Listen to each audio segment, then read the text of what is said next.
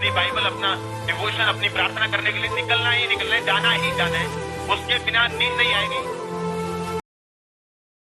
नींद आ रही, एक और झपकी, बस आधे घंटे बाद प्रार्थना करता हूं, और जब नींद पूरी हो जाती, प्रार्थना का समय खत्म हो चुका होता है और आपको लगता है ये छोटी बात है।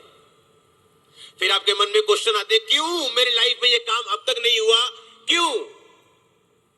आपको लगता है छोटी बात है, प्रार्थना ना करना छोटी बात है। आपको लगता है हाँ मैं बाइबल पढ़ लेता हूं कभी कभी, ये छोटी बात है।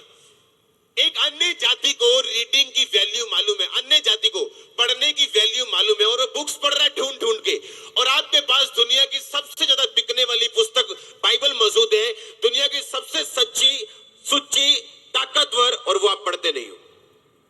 और आप सोचते हो मैं सफल क्यों नहीं हो रहा हूं? कितने मेरी बात समझ रहे हैं? मैंने कहा जो अन्य जाति हैं उनके अंदर आदत डाली गई है उनके माता पिता के द्वारा कि भाई एक हफ्ते में बुक खत्म करनी है, रीडिंग करनी है, हर रोज किसी भी बुक की करो, अच्छी बुक कोई भी ले लो, लेकिन रीडिंग करनी है।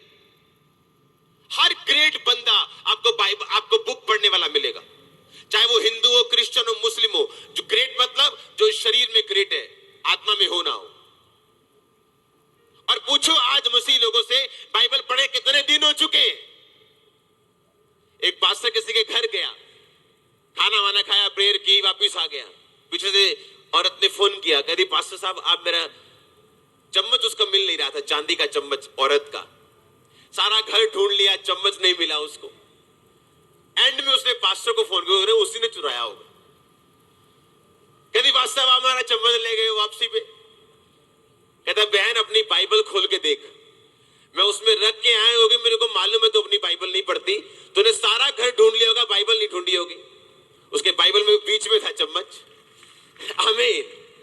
सारे डॉक्टर घूम लिए, सारे साइकेट्रिस्ट घूम लिए, सब लोगों से बात हो गई, पर बाइबल पढ़ी नहीं पढ़ी, खुदा को पढ़ा नहीं पढ़ा।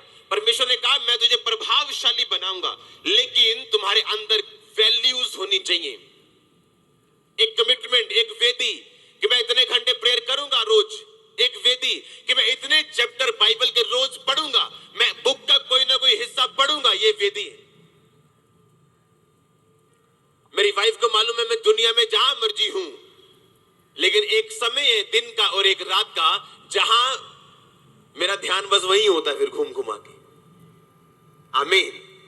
कि मुझे वो अपना काम, अपनी बाइबल, अपना डिवोशन, अपनी प्रार्थना करने के लिए निकलना ही निकलना है, जाना ही जाना है। उसके बिना नींद नहीं आएगी, ना मेरी तसल्ली होगी।